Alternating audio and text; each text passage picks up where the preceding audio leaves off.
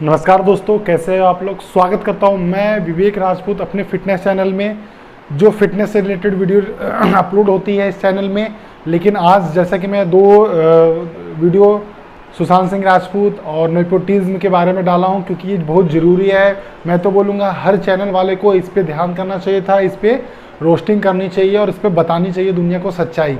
चलिए मैं दिखाता हूँ कि अभी भी मैंने कैसे मेंटेन कर रखा हूँ। मेरी बॉडी अभी तक मेंटेन है और आपकी भी बॉडी मेंटेन होगी। मेरे डिस्क्रिप्शन में लिंक लिखे दिए गए हैं, होम वर्कआउट कैसे करें सब कुछ मेंशन है उसमें, आप जाएं देखें।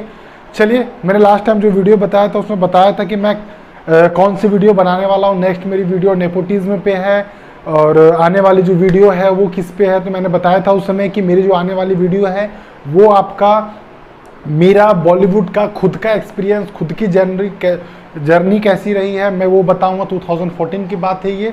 मैं अनजाने में तूने मेरी गर्लफ्रेंड को परेशान किया। अगर तू अभी उसे सॉरी बोलता है तो हम कॉम्प्रोमाइज करके पार्टी करेंगे, वरना ऐसी पिटाई करूंगा कि इतनी दवाइयां भी कम पड़ जाएंगी। अब जल्दी बता दे, तू आखिर चाहता क्या है? पार्टी या पिटाई, पार्टी या पिटाई, पार्टी या पिटाई, पार्टी या पिटाई। उधर अपन तेरे एरिया में था, इसलिए तेरा इज्जत रखने के लिए अपन तेरे को छोड़ दिया। लेकिन ये अपन का एरिया है, ये बच्चा लोग बोलता कम है, मारता ज्यादा है। जो अपनी जान बचाने के लिए भागता है वो हिरन होता है, लेकिन जो भगा कर शिकार करता है वो जानवर शेर होता है। ये बात तेरे भेजे में फिट हो जाएगी। पहले बता, पार्टी या पिटाई, पार्टी या पिटाई, पार्टी या पिटाई। मैं किस तरह नीचे लेवल से लेके ऊपर लेवल तक पहुंचा, फिर वहां से अचानक गिर गया, ये मुझे पता है, किसी को नहीं पता है। तो ये चलिए आज समय आ गया कि ताकि मैं ये बता दूं आप लोगों को कि मतलब आप कब एक झटके में उठ सकते हैं और एक झटके में नीचे आ सकते हैं अगर नेपोटिज्म और ये कॉम्प्रोमाइज़ की बात अगर इंडस्ट्री वाले आपसे करते हैं तो। बाय द वे, अगर आप इंडस्ट्री में हैं, अगर उनको मेरी वीडियोस हो सकता है बुरा लगे तो कोई फ़र्क नहीं पड़ता है। मैं वीडियो इसलिए बना रहा हूँ ताकि जो स्ट्रगलर है, जो अभी न्यू कमर्स हैं, जो मुंबई जा रहे हैं हीरो बनने के लिए, वो मेरी वीडियो देखकर कम से कम इतना समझ जाएं कि आपके पास 2-3 चीज़ें हैं तो आप स्टार बन सकते हो, वरना नहीं बन सकते। सबसे पहली चीज़ें जो है वो मैं बताने जा रहा हूँ मेरी जर्नी, जो काफ़ी इफेक्टिव है, आपके सोच को बदल देगी। अगर रियल टैलेंट है, मैं बीच बीच में अपनी एक्टिंग की वीडियो भी पोस्ट कर दूंगा इस वीडियो में, ताकि आपको समझ आए कि इस बंदे ने ना एक्टिंग ना डांसिंग ना कुछ नहीं किया है, मतलब जीरो है, लेकिन फिर भी इसके अंदर थोड़ी सी तो टैलेंट है। अगर मुझे थोड़ा ध्यान दे देते बॉलीवुड वाले या थोड़ा सा कहीं एक्टिंग क्लास में कर लेता समय रहते तो शायद मैं कुछ बन सकता था। खैर, बात गई सो बीत गई सो बात गई। मैं now this time I am a store manager of Viva brand. Now this time I will definitely become area manager, regional manager, CEO. This is my aim. Now this time my aim has totally changed. That time my aim is only become a star, but now this time I want to become also a businessman. That तो फिर मैं बनना चाहता हूँ आपका star. तो खैर चलिए, मैं अभी बिजनेस को ज़्यादा फोकस कर रहा हूँ और अच्छा खासा चल रहा। आप लोग की दुआ रही तो और भी छापूंगा पैसे। चलिए बताता हूँ मेरी जर्नी। शुरुआत करते हैं फिटनेस चैनल में विवेक राजपूत के साथ। कि भाई कोरोना से लोग मर रहे हैं क्या? नहीं, पैदा हो रहे हैं। मुझको राणा जी माफ करना, गलती मारे से। अरे जा, नहीं तेरी जरूरत, मुझे ऐसी गर्लफ्रेंड चाहिए ही नहीं। जब देखो तब बोलो बोलो बोलो। अरे कहाँ से लाऊं इतनी बात? अरे हट, निकल, तेरी जरूरत ही नहीं, चल निकल। भाई भाई भाई, हो गया ना यार, इतना गुस्सा क्यों कर रहा है? फोन क्यों काट रहा है बेचारी का? अरे फोन थोड़ी काट रहा हूँ, म्यूट से तो हटा लूं। हेलो, हाँ जान, कहाँ गई थी देर? तो चलिए बताता हूँ, ये कहानी उन दिनों की है जब मैं 2014 में सेंट्रल में जॉब करता था। बड़ी मुश्किल से ये नौकरी मुझे मिली थी। इससे पहले मैं V2 में 10 दिन जॉब किया था एज ए सेल्स एग्जीक्यूटिव, और बहुत मुश्किल से मुझे नौकरी मिली थी। पटना गया था, उस समय घर की कंडीशन सही नहीं थी, मेरे पापा की भी कोई खास सैलरी नहीं थी, मतलब चल जाता था काम किसी तरह। मतलब 20-25 हज़ार में क्या होता है यार, आज के ज़माने में इतने सारे खर्च है तो कुछ होता नहीं था। और उसके ऊपर मेरे को पढ़ाई में भी बहुत सारा इंटरेस्ट था, लेकिन मैं कर नहीं पाया, क्योंकि उसका एक ही रीज़न है, आप जब तक सही चीज़ से, सही लगन से आप नहीं मेहनत करते हो किसी चीज़ में तो आप क्रैक नहीं कर सकते कोई भी एग्ज़ाम। मैंने बहुत सारा क्रैक भी किया, बट क्या हुआ, एंड थोड़ी इंग्लिश ख़राब थी, थोड़ी सी लैंग्वेज ख़राब थी, तो कहीं ना कहीं मैं फंस गया, अटक गया, रुक गया। तो चलिए, मैं जब जॉब कर रहा था पटना में, जब V2 से होके बड़ी मुश्किल से मैंने सुनील यादव मेरे जो सर है अभी भी वो जॉब कर रिटेल के, उन्होंने मुझे एक चांस दिया था इंटरव्यू में लिया था, उन्होंने मुझे चांस दिया था रिटेल सेक्टर में अपना करियर बनाने के लिए। तो मैं वहाँ से सेल्स एग्जीक्यूटिव में हायर हुआ और मैंने 5 महीने कंप्लीट किया और 5 महीने 15 दिन ही हुआ था कि एक अमित नाम का बंदा था जो मेरा दोस्त था, जिम ट्रेनर था, बहुत अच्छा बंदा था, अभी भी है, जिंदा है और बहुत अच्छा बंदा है, बहुत मोटिवेट करता था उस समय। बट अभी क्या है क्या तो बहुत दिन से बात नहीं हो पा रही है हमारे, मिल नहीं जुल पा रहे क्योंकि मैं खुद मेरा बिजी शेड्यूल हो गया है, तो मैं थोड़ा सा अभी हट गया उस लाइन से। तो उसने मुझे आया मेरे पास और वो बोला कि पहले मैं जॉब करूँगा, तो मैंने पटना में उसके लिए जॉब के लिए ढूंढा। तो बस उसने 10 दिन रूम रेंट भी मैंने ले लिया उसके लिए। बाद में पता चला कि उसे मज़ा नहीं आ रहा जॉब में, तो उसने बोला कि नहीं विवेक भाई, अगर मेहनत ही करना है तो क्यों ना हम समुंदर के किनारे जाके मेहनत करें, छोटे छोटे तालाबों में तैरने से क्या होगा। उसकी बात मेरे दिल पे लगे कि हाँ भाई, जब एक्टर बनना ही है, जब स्ट्रगल करना ही है, तो क्यों ना मुंबई में जॉब करके उस लाइन में जाया जाए। तो पटना में रहने से कोई फ़ायदा था नहीं, मैं झारखंड का, मैं पटना में आके जॉब करता था। तो फिर मैं उसके बातों में मान गया और फिर उसके कहने पे मैं चला गया मुंबई। हम दोनों मुंबई गए, जिसके भरोसे हम मुंबई गए वो पूना शिफ्ट हो चुका था, उसका काम था टाइल्स कटिंग का। वो सोनी साहब है हमारे, वो अगर पंकज सोनी अगर देखेंगे, बहुत जेंटलमैन है, बहुत स्ट्रगलर है, वो भी बहुत अच्छा कर रहे हैं अपनी ज़िंदगी में, भगवान करे उनको बहुत सारी तरक्की दे। तो वो उस समय चले गए थे, तो हमने मुंबई जाके जब फ़ोन करा तो पता चला कि वो वहाँ पे नहीं है। तो फिर हमें जाना पड़ा पूना। फिर हम पूना निकले, पूना गए, उनके पास रहे।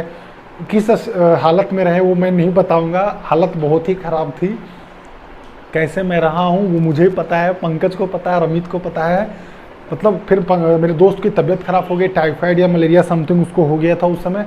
तो मैंने सोचा क्यों ना यार इसको वापस भेज देते। मैंने पूछा अमित भैया, अगर आप जाना चाहते हो वापस तो चले जाओ, बाद में मैं सेट हो जाऊँगा तो फिर आपको बुला लूँगा, मैं जॉब ढूंढता हूँ। फिर भी उसने पीछा नहीं हटा, मतलब वो नहीं चुके कि नहीं यार मैं तुम्हारे साथ आए तो छोड़ूंगा नहीं तुम्हारा साथ। फिर हम दोनों ने फिर गए मुंबई में, वो पंकज नहीं कर पाया, हमारा जुगाड़ नहीं कर पाया किसी प्रकार, वो बिजी था तो नहीं कर पाया। मैं फिर मुंबई गया, मुंबई में भटका 5 दिन 2 दिन ऐसे ही, मतलब 2 दिन मैंने रूम ढूंढा, बड़ी मुश्किल से नहीं मिल पाया। फिर मेरे मामा रहते थे मुंबई में, तो उनके पास गया कुछ दिन, 1 दिन स्टे किया उनके पास। फिर पता लगवाया कहीं जॉब है मामा, तो उन्होंने सीधा मना कर दिया कि नहीं इधर कुछ नहीं रखा है, तुम जॉब की तैयारी करो, सरकारी नौकरी में जाओ। फिर मैं नहीं हो पाया सरकारी नौकरी, तब भी तो आया था इस लाइन में। फिर उसने मेरे को रिक्वेस्ट करा कि नहीं होगा। फिर मैं क्या करूँ, मामा को छोड़कर बिना बताए फिर मैं नौकरी ढूंढने लगा और फिर मैं रूम ढूंढने लगा बड़ी मुश्किल से। उसके बाद जब मिला भी रूम, तो फिर मेरे को रूम बोलने के लिए बोलता है कि नहीं यार आप कहाँ से हो, कौन से कास्ट हो, कहाँ हो। मेरे को सब ऑनर लोग पूछने लगे, और सब अंधेरी में था उस समय, और उधर ही सस्ता था, रूम सही था उधर। तुम कहोगे कि सिगरेट छोड़ दो, पीना छोड़ दो, तो मैं एक बार इस बारे में सोच सकता हूँ। मेरी माँ के लिए ये छोड़ दो, मेरे बाप के लिए वो छोड़ दो, किसी और के लिए वो सब कुछ छोड़ दो। अगर इस तरह मैं अपना कैरेक्टर चेंज करता चला गया ना, तो तुम जिस रामाचारी को चाहती थी वो तुम्हें नहीं मिलेगा। तो मैं पता करने लगा, सब लोग बोलते नहीं यार हम रूम नहीं दे सकते हैं। आई डोंट नो, पता नहीं यार रूम क्यों नहीं देना चाहते ये बिहारियों को, मुझे समझ नहीं आता। सबसे बड़ी दिक्कत इनमें क्या है ना, ये बिहारियों को रूम नहीं देना चाहते। तो मैंने ना सडनली पूछ दिया कि आप पूछ लेते हो कि आप बिहार से हो, ये हो, कास्ट भी। फिर एंड में क्या होता है, आप बोलते हो कि नहीं आप चले जाओ, सो अब मेरा रूम खाली नहीं है। क्यों, ऐसा क्यों? आप पहले बोलते हो कि रूम खाली है और फिर बोलते हैं कि रूम नहीं खाली है, ऐसा क्या है रीज़न अंकल? तो एक थे, उन्होंने पता नहीं है बेटा हम बिहारियों को रूम नहीं देते, वो एडियल होते हैं, वो रूम नहीं देते। मतलब पता नहीं यार क्या उनके मानसिकता है। मेरे बिहारी भाई ने उनके साथ क्या किया मुंबई में मुझे नहीं पता यार। ये तो मुझे पता है कि हम जहाँ भी जाते हैं बहुत अच्छे से, बहुत सभ्य से रहते हैं। इनकी गलत फहमी होगी या फिर वो झूठ अफवाहें फैला रहे होंगे हमारे खिलाफ। खैर उनकी बात तो अलग है, धीरे धीरे सब पोल खुल जाएगा। ये बॉलीवुड का खुल रहा है, तो आने वाले समय में मुंबई का भी पोल खुलेगा। ये बिहारियों से साले नफरत क्यों करते हैं, खैर वो बात की बात है, अभी हम उस पर नहीं जाएंगे।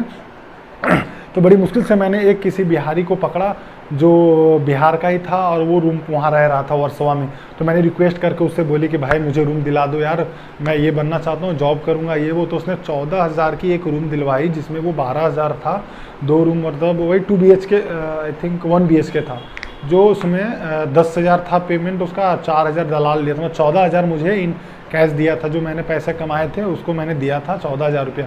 अमित के पास पैसे नहीं थे, वो थोड़ा सा जॉब नहीं कर रहा था, तो थोड़ा सा मैंने नहीं कर पा रहा था, मैंने सपोर्ट कर दिया था उस समय। फिर हम दोनों ने लिया, फिर गैस वैस बहुत प्रॉब्लम, सारी चीज़ें थी। उसके बाद हम दोनों ने जॉब ढूंढने निकल गए कि अब तो भाई रूम मिल गया, अब तो खाने का कुछ व्यवस्था करना होगा, तो खाने के लिए पहले जॉब करनी होगी। तो मैं निकल गया, 1-2 दिन बहुत भटके, नहीं मिला। अमित भी 2 दिन बहुत 2 दिन भटके, लेकिन उनको नहीं मिला जॉब। पता नहीं उन्होंने क्या देखा यार, मुंबई की रियलिटी ये है कि बड़े बड़े स्टार से छोटे छोटे स्टार सब नागौरी पे मतलब लोखंड वाला नुक्कड़ पे आके चाय प्रोड्यूसर जो भी होते सीरियल के टीवी एक्टर्स जितने भी है सारे मिलते हैं जुलते हैं। मैंने भी बहुत सारे एक्टर को देखा वहाँ पे, तो वो आके मिलते थे। तो उसने अमित भैया ने उनको देख लिया, तो उन्होंने वो मन में बिठा लिए कि जब ये मतलब एक होता है ना थॉट इमेजिन कर लेना कि यार ये इतने सारे अच्छे एक्टर हैं, ये इस तरह घूम रहे हैं रोड पे, तो हमारा क्या होगा। तो उनकी गलत फहमी थी कि हमारा क्या होगा। तो उन्होंने मेरे को सडनली आके सामने बोला कि नहीं विवेक, मुझे जॉब नहीं मिल रहा है और मैंने देख लिया यार मेरे से नहीं हो पाएगा, मेरे घर का लॉट है, मेरी बहन का शादी करनी है, बहुत सारी चीज़ें उन्होंने मुझे अपने सारे में रखा, मेरी तबीयत भी सही नहीं है, मैं जॉब कैसे करूँगा, मैं हकलाता भी हूँ, तुम आगे बढ़ो, तेरी बॉडी अच्छी है थी नहीं, तो बॉडी अच्छी है, हाइट अच्छी है, तो तुम एक्टर बन सकते हैं, मॉडलिंग करो, ये करो वो करो, जाओ ना आराम से मिलो, इसके डायरेक्टर जाओ, कहीं ना कहीं तुम्हें मतलब काम मिल जाएगा, तुम आगे बढ़ सकते हो, गोरेगांव जाओ, बहुत जगह इंडस्ट्री में जाओ, कहीं ना कहीं तुमको काम मिल जाएगा। लास्ट में क्या हुआ कि मैंने उनको पैसे दिए, मैं पैसे पे आया, मैंने उनको पैसे दिए और उनको फिर वापस मैंने भेज दिया कि ठीक है आप जाइए अपना सही तरीके से। फिर मैंने पैसा दिया उनको, घर से भी कुछ पैसे आए थे उनके 1000-1500, उतना से तो होता नहीं, तो रूम रेंट मैंने 1400 दिया था, तो इस हिसाब से उनको भी हाथ पेमेंट मुझे करना था, तो उन्होंने तो 7-8 हज़ार मुझे दिया नहीं। तो मुझे मैटर नहीं करता यार, फ्रेंड है कोई दिक्कत नहीं है, लेकिन मेरी स्थिति बहुत ख़राब हो चुकी थी क्योंकि मैं भी थक चुका था। अब मेरे साथ जो था उसने बोला, जो दिलवाया था कि कोई नहीं वो चला गया तेरा दोस्त, तो मैं तुम्हारे साथ पार्टनर में रूम ले लूँगा, 6000 तुम दे देना, 6000 मैं दे दूँगा, ये 5-5 मैं दे दूँगा, 5000 तुम दे देना, 4000 तो दलाल वो रूम दिलाया था इसलिए वो खा गया वो। मेरे धोखा देने पर भी मेरे लिए तुमने इतना सब कुछ क्यों किया? तुमने क्या किया मुझे नहीं पता, लेकिन मैंने प्यार किया है। प्यार में एक्सपेक्टेशंस नहीं होते, सिर्फ प्यार देना होता है। तो फिर मैंने बोला ठीक है, उसने भी मतलब रहा 15-20 दिन, मैं भी रहा, जॉब और ढूंढ रहा, मिला नहीं 15 दिन, एक बड़ी मुश्किल से मिला, तो मैंने 30 दिन उसके पास जॉब किया। 31वें दिन मुझे पता चला कि मेरी जॉब, मेरा सिलेक्शन नहीं हुआ है, और वो मेरे को ये बोल रहा है, मैंने पूछा कि क्या रीज़न है, तो बोल रहा है कि नहीं तुम्हारा एसेंट प्रॉब्लम है, तुम बिहार से हो, सो तुम्हारा एसेंट कभी कोई सुधार नहीं सकता है। कस्टमर इज सेइंग कि all Bihari is sitting there and all Bihari is working there, is it true और इज इट रॉन्ग। तो वो शायद किसी को पूछ रहा होगा किसी से, मैंने सुना था कि हाँ ये मतलब जो मेरा क्लाइंट था वो पूछ रहा था कि नहीं वो चूतिया बना रहे मुझे, ये वो कुछ इनका कॉल सेंटर का काम था। यार मैं डिप्ली में नहीं बताऊँगा, नहीं तो कॉल तो उनकी भी मैं खोल के रख दूंगा पार्ट पुर्जे कि ये कॉल सेंटर वाले करते क्या, फर्जी कॉल क्यों आते हैं, कैसे आते हैं, किन मजबूरियों में छोटे छोटे बच्चे क्यों कॉल करते हैं, ये अगली वीडियो में मैं बताऊंगा, देखना आप। तो ये इस तरह मैंने बोला कि ठीक है। तो मेरे पास सारा पैसा, मैं डेली आने जाना का सारा पैसा इन्वेस्ट हो गया था, मेरा करीब 25 से 30 हज़ार रुपये ख़त्म हो चुका था, और मेरे पास एक ही पैसा लगा था जो मैंने FD करवाया था। तो मैंने क्या किया कि मैंने बोला कि कोई नहीं, तो मैं गुस्से से वहाँ 8 किलोमीटर पैदल दौड़ते हुए चला गया था, 8 किलोमीटर दौड़ते हुए।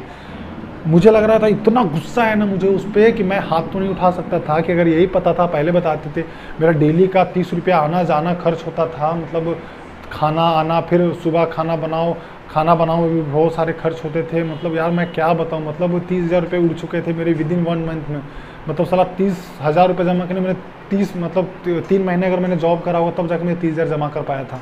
तो मैं बहुत फ्रस्ट्रेट हो चुका था, जहाँ भी जाऊँ वहाँ से धक्के खाओ। फिर मैंने एक पोस्टर लगा हुआ था कि लड़कों की वैकेंसी है, या फिर होता है ना लड़के चाहिए रेलवे लाइन में, लड़के चाहिए इस लाइन में वो लाइन में, तो नंबर होता है उनका, उन पर बिल्कुल बस भरोसा मत करो। सबसे ज़्यादा चूतिया तो ये होते हैं, ये 1500 रुपया 1000 रुपया आपसे लेंगे और ये एड्रेस देंगे।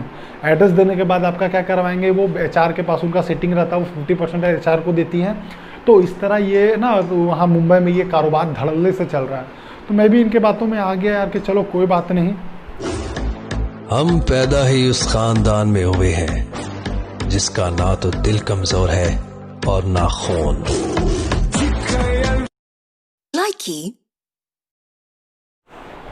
तो फिर क्या हुआ कि मतलब यार मतलब ये ना, मैं गया वहाँ पे, पैसा मैंने दे दिया कि चलो कोई बात नहीं यार, पैसे चले जाएंगे लेकिन एड्रेस तो मिल जाएगा। तो फिर मैंने करीबन, मेरे को लगता है कि 10 से 15 मतलब एक इंटरव्यू नहीं, मैं 10 दिन एक इंटरव्यू, मतलब एक दिन में 10 इंटरव्यू फेस करा, सब में छट गया। सब में एसेंट ऐसी है यार, लैंग्वेज ऐसी है, जैसे मैं बोल रहा हूँ लैंग्वेज ऐसी है। तो हम बिहारी क्या यूज करते हैं, लैंग्वेज ऐसा है, हमारा लैंग्वेज ख़राब है। एक्चुअली लैंग्वेज इज़ द स्त्रीलिंग, तो वी हैव टू यूज़ स्त्रीलिंग के साथ स्त्रीलिंग यूज करेंगे ना यार। तो हमें नॉलेज नहीं है, मास्टर सर जी ने हमें पढ़ाया नहीं, मास्टर साहब ने हमें बताया नहीं, तो कुछ शुद्ध हिंदी हम बोल नहीं पाते हैं। हम बिहारियों की थोड़ी सी प्रॉब्लम है। यूपी के आधा शुद्ध बोलते हैं, आधा वही सेम बोलते हैं हमारे बिहारी के तरह। झारखंडी वाले तो है ही, वो बोलते ही है गलत। तो कोई बात नहीं यार, मतलब हमारी जो लैंग्वेज है वही बोलेंगे ना भाई। हाँ ठीक है, शुद्ध हिंदी नहीं बोल पाते हैं, लेकिन अब भोजपुरी में आ जाओ आप। हाँ, मुझे नहीं पता कि भोजपुरी में वो अच्छे नहीं बोल पाएंगे। तो कुछ कुछ चीज़ें हैं यार जो सबके अंदर अच्छे अलग अलग चीज़ें हैं। तो फिर इसलिए मैं क्या किया कि मैंने दे दिया। और एक दिन में 10 इंटरव्यू, 5 दिन में 10 मतलब 30-40 इंटरव्यू तो साला मैं धड़ल्ले से ऐसे ही पास कर गया। पास करने के बाद क्या होता है ना कि लास्ट में बताते नहीं आपका सिलेक्शन, मतलब एक होता है ना हमारा लेवल बनाते, इसमें पास कर दिया आप खुश हो गए, सेकंड लेवल गए पास हो गए, थर्ड में गए जब पैसे की सेटिंग की बात हुई तो नहीं मैं आपको 4000 दे सकता हूँ, 5000 दे सकता हूँ, अब ऐसे प्रॉब्लम है आप हैंडल नहीं कर पाओगे, मैं तो बस इसलिए रख ले रहा हूँ। मतलब ऐसे आपको डिमोटिवेट करेंगे ना कि आप खुद नहीं करोगे जॉब। 4000 मुंबई में रूम रेंट 6000 8000 यार 10-15 हज़ार तो खाने में लग जाते हैं। मैं साला 4000 की नौकरी करूँ 9 घंटे दे के, तो मेरे को समझ नहीं आ रहा था कि साला यहाँ चल क्या रहा है भाई। तो मैंने कुछ नहीं किया। मैंने ना उसको थोड़ा सा बोला उल्टा पुल्ला कैसा था तो आपकी कॉल सेंटर ये वो खोल रखे हो, मुझे कितना प्रॉब्लम होती है, तो मैं छोड़ दिया। फिर मैंने क्या किया ना, बहुत मुश्किल से एक अंकल को पकड़ा जो एक्स नेवी वाले थे। तो उनके पास हाथ पैर जोड़कर किसी तरह बोला अंकल मैं वापस नहीं जा सकता, मेरे साथ ये है, मैं 1.5 महीने से भटक रहा हूँ यहाँ पे, मुझे मेरे पैसे भी ख़त्म हो गए, मैंने FD तोड़वा के जो जमा किए तो उससे मैंने करा, तो थोड़ी अंकल हेल्प कर दो, मैं भी स्टार बन जाऊँगा तो आपके पैसे मैं लौटा दूंगा। तो वो हंसने लगा, बोला बेटे देख यहाँ 1.5 करोड़ नहीं 1 करोड़ हर दिन 1 करोड़ हीरो बनने के लिए आते हैं और 2 करोड़ इंसान वापस जाता है ये सपने टूट के। तो अगर तुमको सपना अपना पूरा करना है तो तुम्हें स्टेबल होना पड़ेगा, मुंबई में ठहरना होगा। अगर ठहराव तुम बना लिए तो तुम शायद निकल जाओगे। तो मैंने बोला हाँ अंकल कर दो, किसी तरह मेरी एक नौकरी लगवा दो। तो उन्होंने बोला सिक्योरिटी जॉब, मैं भी सोचा है सिक्योरिटी जॉब में चलो सीनियर बनूंगा, मुझे क्या पता मुझे गार्ड बना के खड़ा कर देंगे इन ऑर्बिट मॉल में मलाड में। साले मैं क्या बताऊं भाई, मतलब ऐसी ऐसी चीज़ें मेरे साथ हुई ना जो अनबिलीवेबल था। मतलब अब अविश्वसनीय कह सकते इसे, मतलब कभी सोचा नहीं था यार उस अप से डाउन पे काम करूंगा। मतलब अगर मैं रिटेल सेक्टर में होता है, इस चीज़ की कीड़ा नहीं काट रही होती पिछवाड़े में, तो मैं आज अभी तक तो मैं यार एरिया मैनेजर बन जाता। अभी now this time I am store manager only. तो ये क्या हुआ, कैसे जर्नी हुआ। तो फिर उसने यार बोला कि चलो, मैंने बोला चलो यार हीरो बनने के लिए ये भी कर लेंगे, नवाज़ भाई तो कर ही रहे, अपना होमगार्ड की ड्यूटी करके वो एक्टिंग कर रहे थे। तो बहुत सारी चीज़ें में इंस्पायर था इनसे, तो लगा चलो यार मैं भी कर लूँगा, क्या दिक्कत है, अपने पास पैसे नहीं है तो करना पड़ेगा ना भाई। तो मैंने बोला कि ठीक है कोई इशू नहीं है मैं कर लूँगा। तो उन्होंने बोल दिया। अब उन्होंने ऑर्डर मॉल में जो भी देखे मुझे यार थोड़ा तो स्मार्ट था ही। अब देख लेना एक्टिंग में वीडियो में बीच बीच में डाल रहा हूँ तो उसमें आप देखना मैं कि ठीक ठाक हूँ, बहुत स्मार्ट नहीं हो तो हीरो लाइक तो हूँ। इतना भगवान ने फेस दिया है हम झारखंडियों को, बिहारियों को भाई। मतलब सुनिए, हाँ मेरी एक बात का सिर्फ हाँ या ना में जवाब दीजिए। हाँ बोलो ना। आपने पड़ोसन को लाइन मारना बंद कर दिया? नहीं, हाँ